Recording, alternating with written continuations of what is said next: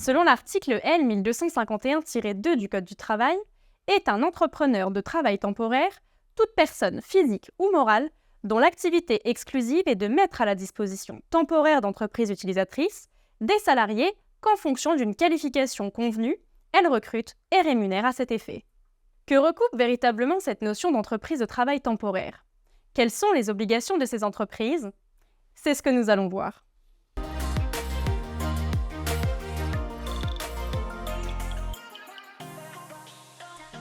Bonjour, c'est Honorine. Aujourd'hui, je vais vous présenter les entreprises de travail temporaire, un épisode d'une série consacrée au droit du travail. L'activité d'une entreprise de travail temporaire se définit donc par deux éléments que nous allons aborder successivement dans une première partie. Nous verrons ensuite que l'activité des entreprises de travail temporaire, que nous appellerons par commodité ETT, est très encadrée. Examinons successivement ensemble ces différents points. Au vu du Code du travail, l'entreprise de travail temporaire se définit par deux critères cumulatifs qui tiennent à son activité. Premier point, l'entreprise de travail temporaire doit avoir pour objet la fourniture de main-d'œuvre à but lucratif. Ensuite, en vertu de l'exclusivité prescrite par le Code du travail, il est interdit aux ETT de se livrer à toute autre activité, même subsidiaire. La règle d'exclusivité n'interdit pas nécessairement au représentant légal d'une société exploitant une ETT d'exercer d'autres activités que la mise à disposition d'intérimaires, mais sous réserve que ces activités interviennent dans un cadre juridique distinct et avec des moyens spécifiques.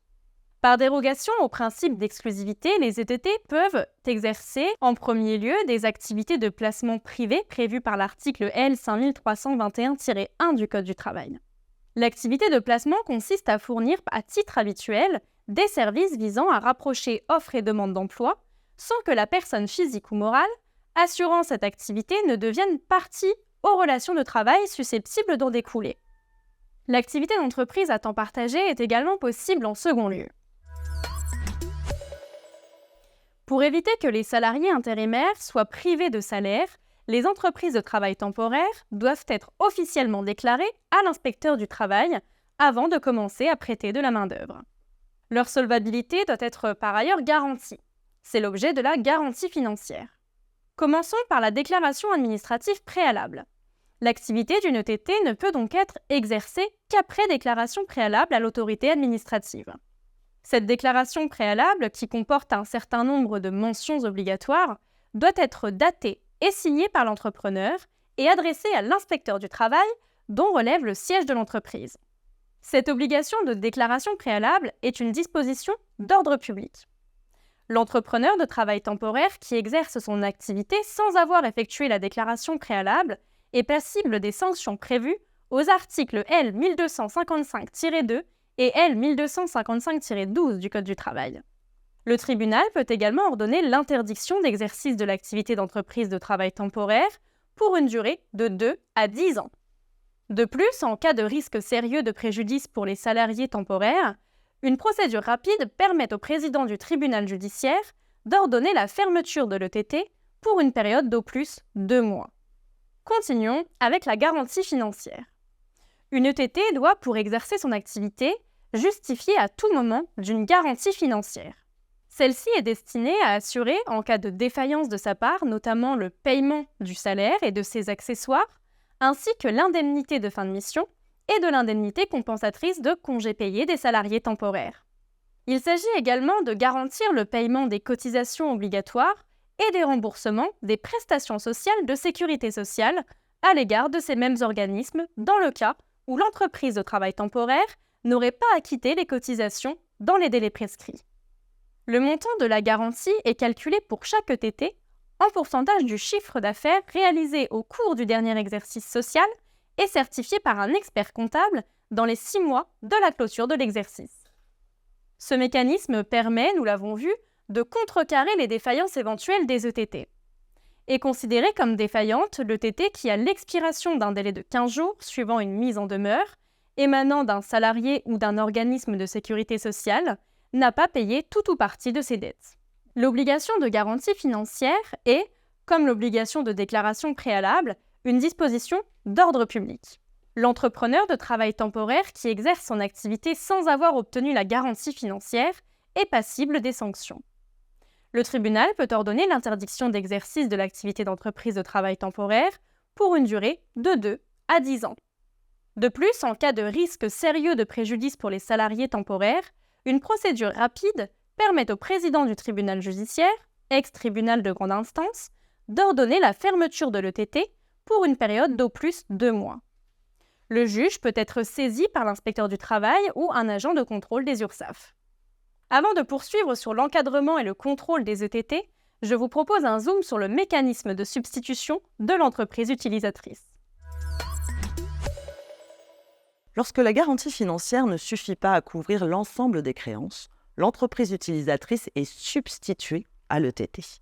Il appartient alors à l'entreprise utilisatrice de prendre en charge le paiement des salaires et indemnités des salariés intérimaires, mais aussi les charges sociales qui restent dues pour la durée de la mission accomplie dans son entreprise, ainsi que pour le remboursement des prestations en cas de non-paiement des cotisations. Notons que la somme réclamée à l'entreprise utilisatrice au titre du remboursement des prestations sociales est plafonnée au montant des cotisations dues pour les travailleurs temporaires mis à disposition par l'ETT. En vertu de l'article R 1251-25 du Code du travail, ce mécanisme de substitution ne peut pas être écarté par accord des parties. Plus encore, il intervient même si l'entreprise utilisatrice a réglé à l'ETT la totalité des sommes qu'elle lui devait.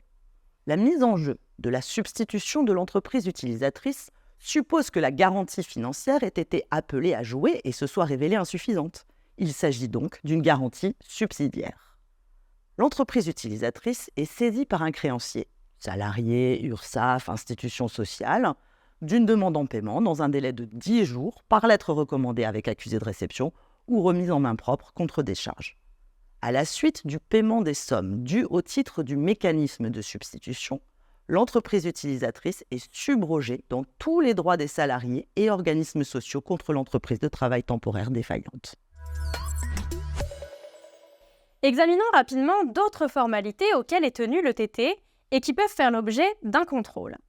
L'ETT est tenu à chaque embauche de salariés temporaires ou permanents d'effectuer les formalités administratives liées à l'embauche de salariés.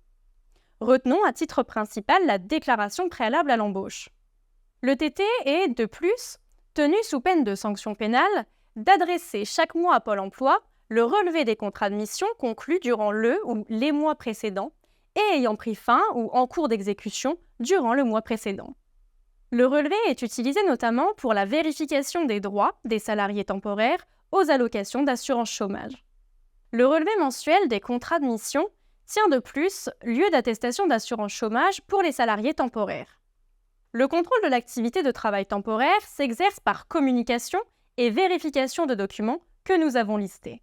La déclaration préalable à toute activité, la déclaration préalable à l'embauche, l'attestation de garantie financière, les relevés mensuels des contrats de mission. Pour la recherche et la constatation des infractions, les agents de contrôle, inspecteurs et contrôleurs du travail, officiers et agents de police judiciaire, agents des organismes de sécurité sociale, disposent des pouvoirs d'investigation qui leur sont accordés par des textes particuliers qui leur sont applicables et dans la limite de leurs compétences respectives. Nous arrivons au terme de cette vidéo et il y a donc 3 points à retenir. Premièrement, les entreprises de travail temporaire répondent à une définition stricte du Code du travail. Ensuite, leur activité est encadrée par un formalisme important. Et enfin, le respect de ces obligations formelles fait l'objet de contrôles. Vous avez apprécié ce contenu et la pratique du droit du travail vous intéresse? Découvrez le métier d'inspecteur du travail, un métier de terrain qui vous permettra de mettre en pratique vos connaissances sur l'ensemble du champ couvert par le Code du travail et bien plus encore. À très bientôt pour un nouvel épisode consacré au droit du travail.